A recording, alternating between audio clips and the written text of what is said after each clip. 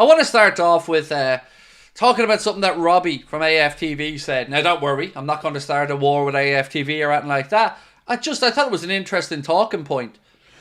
So, Robbie said that Arsenal's win away against Sporting is more impressive than Liverpool's victory over Real Madrid. So, I want to get your thoughts on that one, because there's no denying Arsenal going away and getting a 5-1, I think it was resounding victory over Sporting, is a very good result away in Europe. But, you know, we've gone over to Portugal and won handsomely against Porto on many occasions. I just don't think in any world we can say that beating Real Madrid is not a bigger deal than going away and beating Sporting. No, Arsenal deserve the credit. You know, I'm not trying to rain on their parade. That was a good result. I was, speaking with Lee Gunner about it, you could see how happy he was at the win as well. So I'm not trying to undermine their win, but for us, I disagree. Respectfully, I would say it's a bigger deal beating Real Madrid 2-0. So I'm going to say I disagree with Mr. Robbie on that one. I think 2-0 victory against Real Madrid, and in the manner that we did it as well, because it wasn't lucky. We put Madrid to the sword. We outplayed them in every level. We outfought them. We outworked them. So yeah, I would say our result was the bigger one, but still a very good win. 5-1 away against Sporting is a fair result. You know, you got to give them the credit, because City went over there and were pumped. So yeah, at least I went and done it. So, Jordan Hunnable, how are you, bro? Said, small team mentality from Robbie, poor guy. Maybe it is that as well. Look, I just can't imagine a world where, let's say, we've gone over and beaten Sporting by 5-1, and Arsenal had beaten Real Madrid at the Emirates, and not thinking that Arsenal result would have been a better one, you know. So I'm going to stick to the Liverpool beating Real Madrid 2-0 with Mbappe, with Bellingham, and all the headaches we've had against Madrid over the years. I'm going to say that we had the better result. Any opportunity from Robbie to undermine us, said Adam Brown as well. Look, I don't watch AFTV, so I really don't know what their thoughts ever are on Liverpool, to be honest. I'm not somebody, you know, and as I said, this isn't me saying I don't watch AFTV. I don't watch much fan content in general. So somebody just shared this with us, so I thought I'd bring it to your attention. The Anfield Buzz posted earlier on about it, so I just thought I'd ask you guys what you thought. The lad at AFTV said, we've been lucky with the fixtures and only played injured teams. Your thoughts? So my thoughts are always the same. I don't really expect anything else from other football club fans. It's bullshit, basically. You know, we played Arsenal at the Emirates, and they went on like we were playing against a team that had nobody available. Well, one of their centre back was out because he was an idiot and got himself sent off. We have our own share of injuries, and they couldn't beat us. We've played United at Old Trafford, beat them. Played Real Madrid, beat them. Played Chelsea, beat them. Played Villa, beat them. Played Leverkusen, beat them. So let them keep cry-arsing that we've played nobody, or that we've been unlucky with the fixtures. It's just making themselves feel better for their own shortcomings. And Arsenal fans have been particularly deluded this season about a lot of stuff. And these are the same people, and I'm using the word people liberally there, that wanted the season null and voided out of sheer bitterness and jealousy when we were winning the Premier League that year. So what AFTV think is irrelevant to me, because they are just bitter. It's as simple as that. They showed their true colours. Every time they lose, it's the referee's fault. Or they've Arsenal fans, a lot of them have a tremendous amount of arrogance for no reason. And I don't understand it. Nothing wrong with a bit of humility. So fuck them all. I don't care. Fuck every single one of them and their opinions. Because they're not going to give us our credit. So let them be bitter. Let them get in their own heads. They couldn't beat us at their gaff. Ultimately, that's the long and short of this. They had the chance, and they were wasting time with 15 minutes to go, running to the corner flag like pussies. You know, look at Gabriel Martinelli running to the corner flag like an absolute coward, rather than trying to win the game.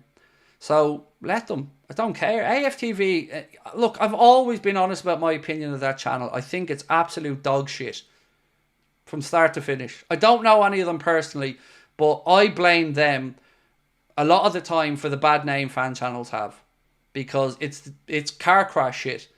And As I said, I don't know a lot of them personally, but I will never spend a minute of my time watching anything they have to say because it is complete lowest common denominator nonsense a lot of the time. Simple as that, really. I think fan content is playing catch up after the shite that they've dragged us down into with some of their awful behaviour and takes and crap over the years. So yeah, again, I don't expect anything less or anything different because they never give us the credit. So, as I've said, fuck each and every last one of them. Devon Haney FC are jealous and Mbappe wears Gakpo. And also, Troop's best hope he never bumps into me again. I'm saying that very clearly. Billy Big Bollocks on social media, when he's giving it all this, he wasn't like that when we met, when he was all pally and nice. And I'm looking forward to the next day I bump into that gentleman because, you know, people like him are big mouths, but don't back it up. Let's see what he's like the next time we bump into each other again because I don't do my talking on social media. I'm a man of few words and action, and I will certainly be remembering his mouthiness the next time I catch up with the little lad. AD said Lee Gunner is the only decent Arsenal fan. So look, obviously I like Lee, you know that. We do stuff together. I think there's a few more decent Arsenal fans I've come across over the years. I mean, Claude was an absolute gent. Terry, that was on the channel with Claude, an absolute gent. Diesel, an absolute gent.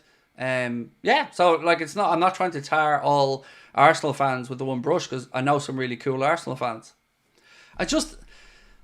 It really bugs me when people go out of their way to belittle our accomplishments or to try and undermine what we've done while at the same time overhyping everything that they've done. It's just there's no sporting aspect to it. It's just bitter. It's bitter and it's weird. I can't stand Arsenal fans in general, said Christchild. Shithouses, said Dave Sharples. I despise everything about Arsenal and their fans, said AD. Let's be honest, said AD. Arsenal will get smacked by Madrid. Leave the negativity and let's focus on our winning streak. Yes, I can get behind that, bro. Remember, I didn't bring this up, by the way. I answered a question, so I didn't come on here with any agenda to speak about negativity in fan bases. Right? I'm only responding to what you guys are asking me. Yes, I did bring up the comment earlier on about Robbie saying that Arsenal's win is more impressive than ours, but you know, as an Arsenal fan, he's entitled to try and big up his own team. And it was a good result, like I said, but I would say, you know, if they beat Real Madrid 2-0, it'd be the biggest result in their history, probably, and I think there's something to that. The biggest achievement of Arsenal is a Champions League final. Well, to be fair, they did win the Premier League and go and for only team to have done it without losing a game, you know, and that is a tremendous achievement.